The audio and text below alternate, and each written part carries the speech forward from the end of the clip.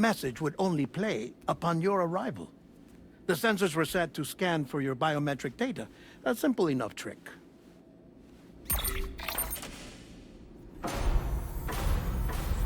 Now, this was originally a geophysics laboratory established for the study of earthquakes.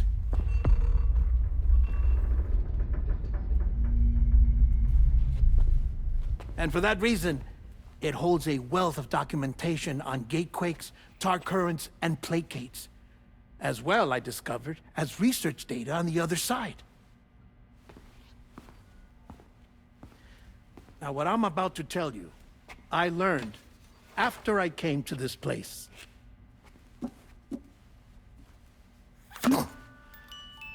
Imagine that this is the lab.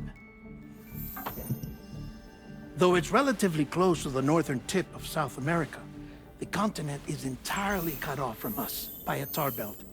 And so we have no idea what's going on down there. Nor do we know the state of any continent other than our own.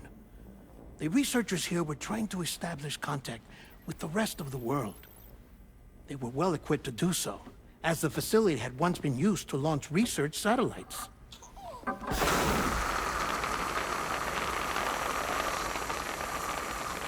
So they tried launching a variety of probes and drones in the hope of obtaining observational data, with no success. The Earth, you see, is shrouded in a thick layer of chiralium that renders electronics inoperable at altitude. So they tried sending ships across the ocean. Oh, yes. Oh, but that failed too. The high concentration of chiralium in open water proved too corrosive, invariably causing them to sink. But then the researchers found some rather rare birds on their doorsteps. Birds not native to the region. Nice birdie, nice birdie. And that, my friend, was just the beginning. Not far from the lab, they discovered a strange anomaly. Well, the surrounding area was heavily contaminated with chiralium. Yes. This is beautiful. The researchers would later dub the anomaly a plate gate. But further investigation revealed that it came into existence when you began to expand the chiral network across North America, and that the gate grew larger in tandem with the network itself. What started as a tiny fissure in space became so much more. The researchers duly installed cameras to study the gate and its surrounding area. Now, to their surprise, they caught footage of some unusual marsupials. Yes, a kind you wouldn't expect to normally encounter in Central America, like the birds. But to confirm their suspicions, they sent an autonomous robot through the gate. The soil samples it collected were consistent with the archived geological data from the southern hemisphere.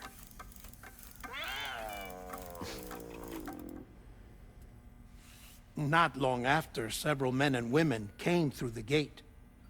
They spoke English, and they confirmed that they had indeed come from faraway Australia. We finally knew the world outside North and Central America had survived. Ours was not the last bastion of humanity, but Australia had suffered the death stranding too.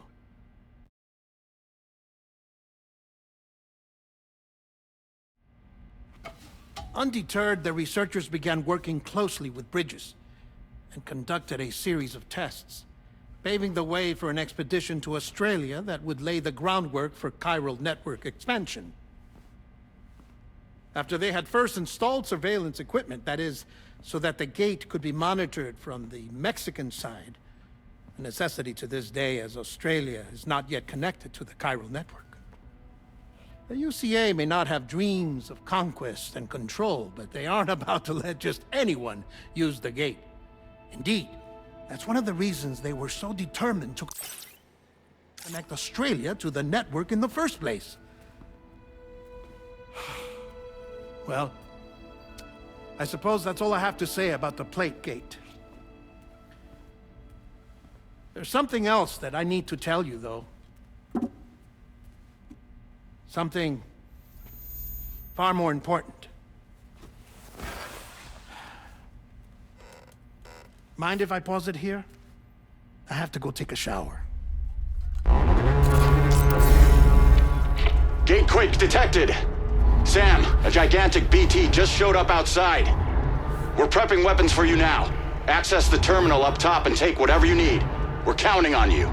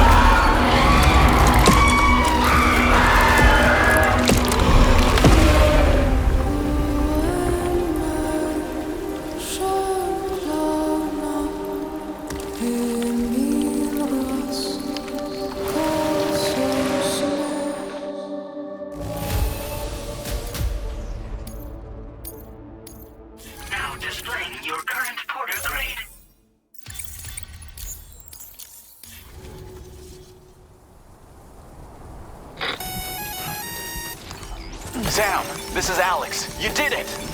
We've confirmed the chiral crystallization of the giant BT. Local chiral density is already dropping fast. I think we can all rest easy for now.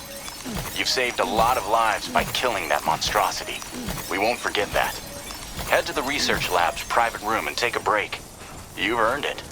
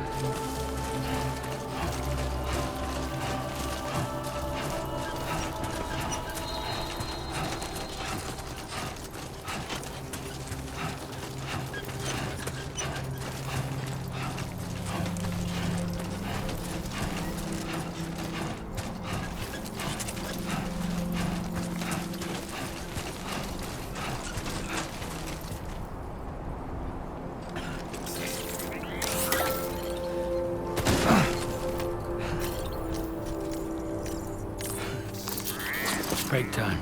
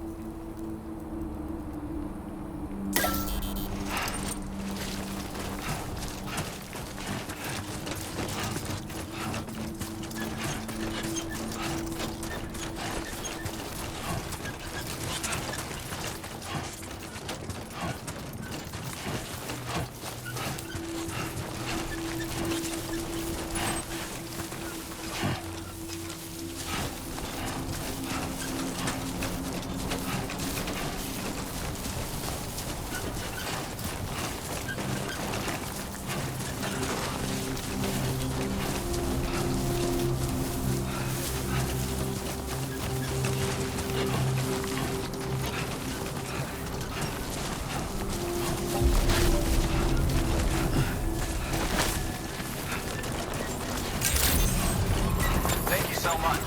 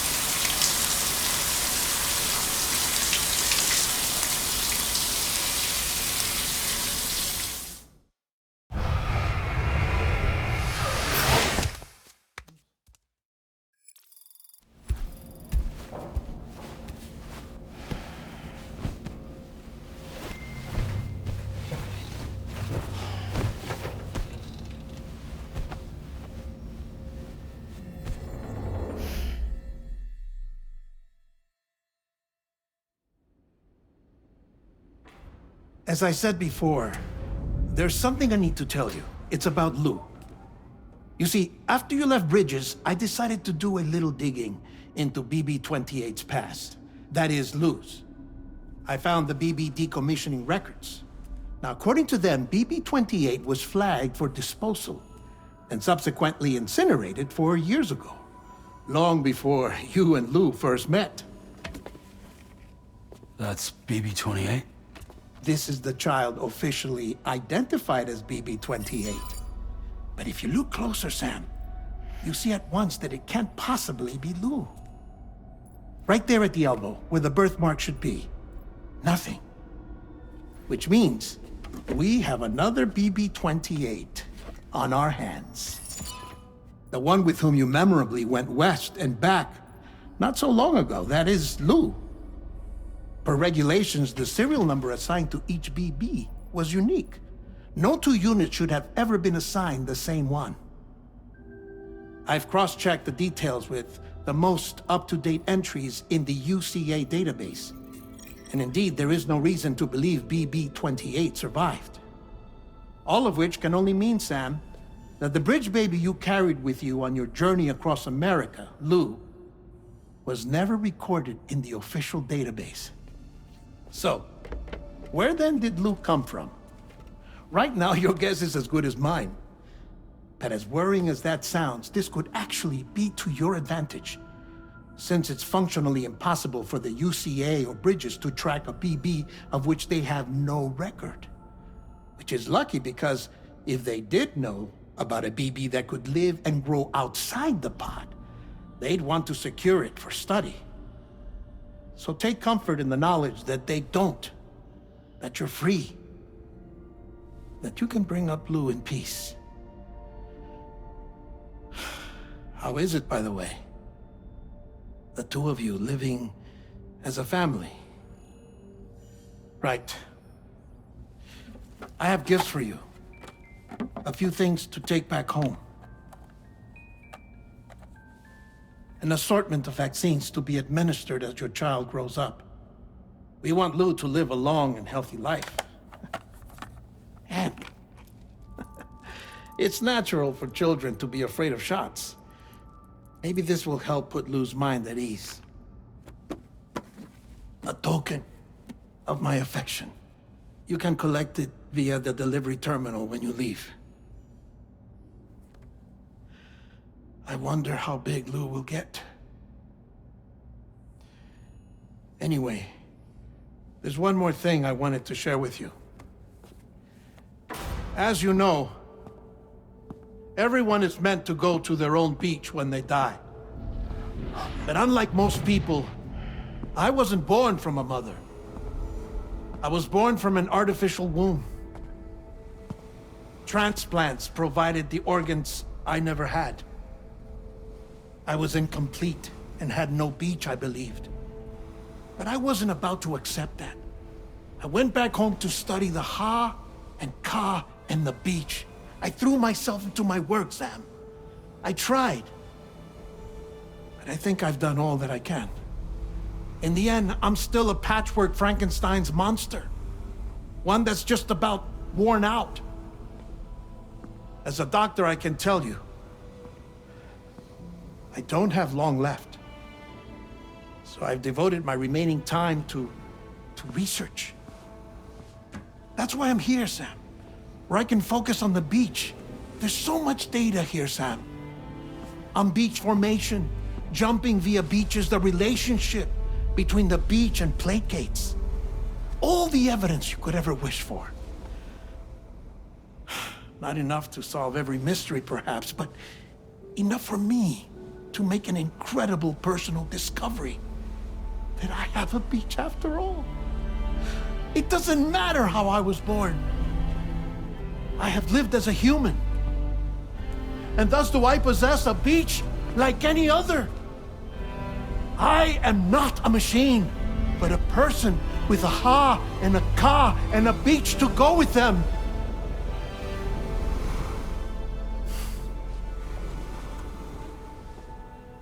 Lastly, I have a confession for you, along with a heartfelt apology.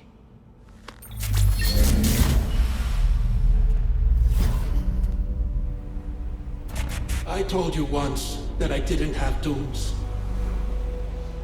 But that's not actually true. Not that I was lying, you understand. I just didn't know. It was only after I found my beach that I realized. Chiral allergic reaction. I can feel it getting closer. I'm off to the beach, Sam. To my beach. Take care of yourself.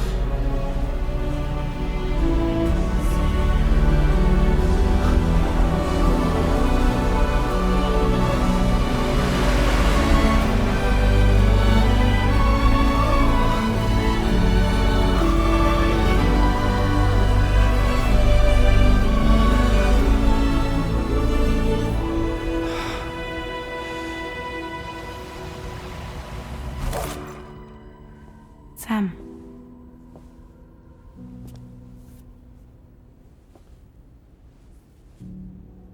Did you know about this? No. It's news to me, too. I'm sorry that that man is gone. But he would have been pleased that you managed to extend the UCA network all the way to his lab. Thank you, Sam.